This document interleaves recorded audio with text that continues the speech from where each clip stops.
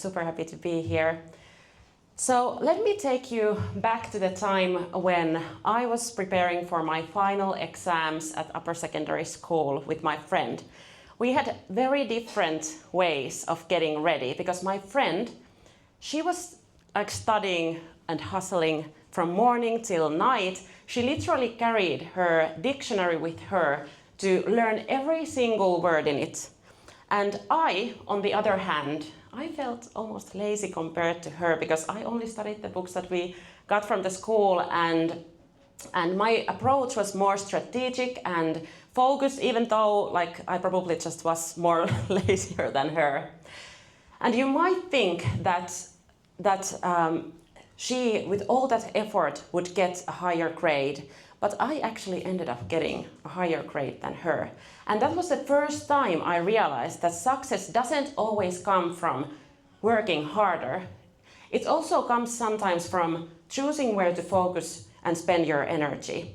And it was easy to learn that lesson as a teenager preparing for an exam, and much harder to relearn it years later when the stakes were much higher. So this was me 5 years ago when I was at my kitchen table and I had literally nothing but a vision and a mission, and I had no clue what to do next, like how to get to my vision. What followed was 2 years of testing literally everything. Like I tried everything, I even wrote a book. By 2021, my business was more than 7,300 euros in the red. And nothing that I had tested until that point had taken off the way that I wanted to. And I literally had my back against the wall. It was really tough time for us as a young family, and I was sleeping bad. I was losing sleep. I had a toddler at home. I was thinking about getting a part-time job to just cover the expenses. So I knew that now I would need to make a big change. My accountant was calling me not to ask how I was doing, but actually just telling me that you need to change what you're doing because it's clearly not working. So I would have never thought that those changes that I then would do would end up in huge growth the next year. More than 1,000% in the revenue. And I finally felt like, yoo-hoo, like I have made it. But the success didn't just come with that everything is now good and fine. But actually what also came with it was new challenges, like scaling a team, hiring the right people, and being publicly critiqued. All of that while having another baby. So I'm here today to share women that you can definitely achieve those ambitious goals and build the business that you want without sacrificing your personal life and your family life. You can have them both. And it doesn't have to cost you your well-being, because I know that there is a lot of messaging otherwise.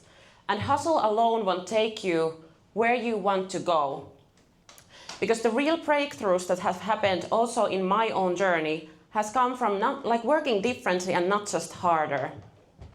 So here are my 3 lessons that made my business 10 times bigger, but also enabled me to live the life that I want to live. Because yes, we all know those, we should be eating better, we should sleep enough, we should move our bodies. But when we are building something ambitious, those basic wellness tips aren't enough.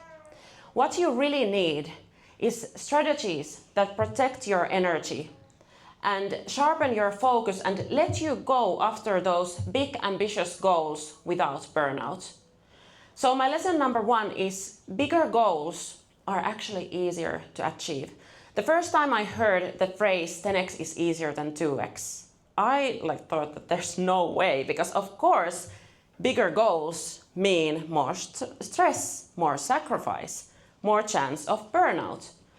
But you know what I've learned is that actually those smaller goals drain your energy even more. Because when you have those small goals, you tend to do them all by yourself. And you think in short term, and you typically get there by just hustling harder. So when it comes to this 10x is easier than 2x, this is, by the way, my favorite book. You should definitely read that if you haven't already. What I've learned from there is that you can't get to your 10x goals alone. That like forces you to get people around you, get that help and the team. And you can't achieve those goals overnight, which makes you think long term, make better decisions because of that. And when you have goals that literally like they are even like a little bit scary, they make you really excited, you wake up every morning feeling this higher motivation. There's even this billionaire advice that big goals and small goals are both hard to achieve, so you might as well make them big, so it's worth pushing through the inevitable hard times. So what I want you to do next is actually write down your current goal. You can do this later as well, because this will take some time, but this is a great exercise for you. Cross out that current goal and multiply it by 10. So now that you might think that, okay, well, I can't like this, like I don't even know if I want that. But what I want you to do with this exercise is to actually expand your thinking. So instead of thinking that this isn't realistic, I don't even know if I want this, stretch the timeline. Give yourself a decade or even 2. Because it doesn't even have to mean that it will take that long, but what this will make and create is that those big goals open up new possibilities. You start thinking a whole different way. So definitely try that, because that is what I have used myself and why I use 10x goals. So the lesson number 2, the bigger the goal, the more brain time you need. So in the beginning of this year, I made a mistake. I saw this influencer say that they worked 100 days straight, no days off.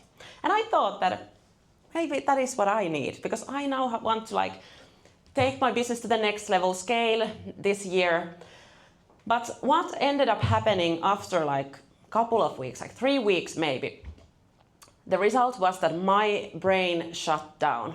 Like I literally couldn't do anything, like no clear thinking, no like breakthroughs, just exhaustion. So I ended up like understanding that this isn't even how I want to get to the next phase. And if you think about yourself, when was the time when you got your best ideas? It was probably not when you had your calendar filled. It was probably when you had a day off.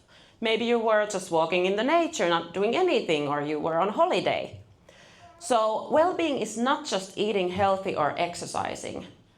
It is actually not just filling your calendar with those Pilates. Like I really loved what you also said about that, because it's actually emptying the calendar. And for founders and ambitious women, well-being is also creating silence, like switching off your phone and giving your brain the space to think. I go everywhere, my phone muted, like it's been muted like 3 years already. I also go to my lash appointments, for example, not listening to a podcast and like multitasking, because I want to sit there with my thoughts in my brain, because that is the power. I actually realized that every answer that we have is already in our brain. So use that.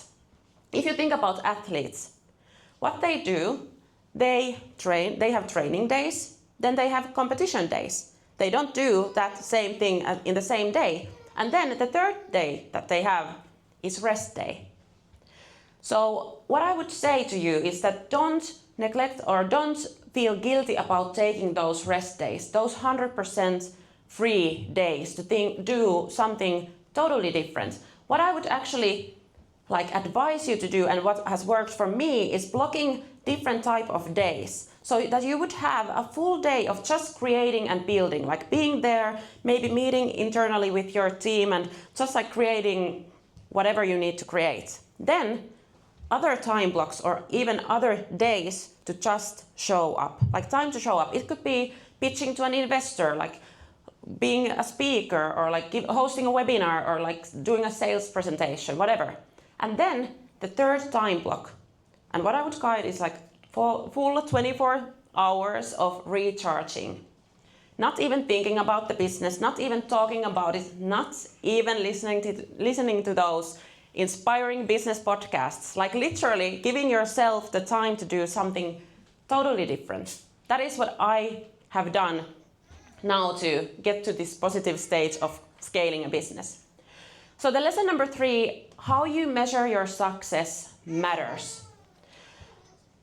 This is a trap most ambitious people fall into. Now that we have our 10x vision, we tend to only see the horizon. And we are obsessed about where we are right now and where we want to go. And that can leave you feeling like you're behind, like you're not moving fast enough to that goal. And maybe you feel like you have failed. Like, why is everybody else moving faster than you are? Everybody else seems to get there faster. And that can make you feel disappointed in yourself.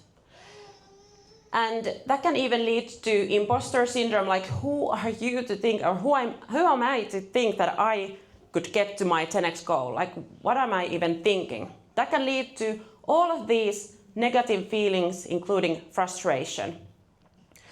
Whenever I have felt negative about myself, about my business, it was always because I was either comparing myself to others or comparing myself to the vision that I hadn't reached yet. But the truth is that the only way to stay motivated and sane is to measure backwards. So compare yourself not to the ideal in your head and not to other people, but to your own past self. If you take your phones and you scroll down a picture of you 5 years from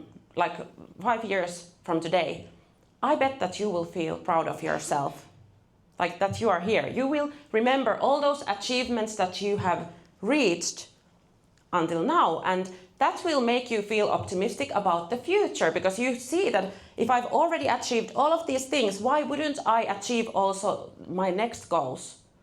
And that will give you the confidence and make you feel successful. When you measure the progress this way, you cannot help but feel successful, because you are further now than you were yesterday. And that is the only comparison that actually matters. And there is a whole book about this whole concept that I love from the same authors, and 10x is easier than 2x, and I read these over and over again. So also read this Gap and the Gain. And I have even installed this daily routine that I shared on my TikTok, and people loved it. So I wanted to share it with you today. So what I do every single evening is that I write down 3 wins of the day. They can be as small as I stretched before bedtime, or as big as I closed the biggest deal of my career. They can be whatever. But I also write down 3 wins for tomorrow. And this has literally changed my brain. I have done this more than 1.5 years now with my partner, and it's changed everything. And also I create wins also from my mistakes and my failures. So I might write down that, okay, well, now I learned this lesson from this mistake or this failure. So this is what took me from my kitchen table to now surpassing 1 million in yearly revenue in my business. And the final message that I want to share with you today is that don't shrink your goals to fit your current circumstances. Expand your vision until it demands a better version of you. Because playing small doesn't protect your well-being, it actually trains it. And big goals, they give you energy, they give you focus, and also the purpose that someone just asked about. And if there's one thing that I want you to take away today, it's this. Your well-being and your wildest ambitions are not in conflict. They actually belong together. And when you give yourself the permission to dream bigger, you give the permission to dream bigger also to all the women around you as well. Thank you.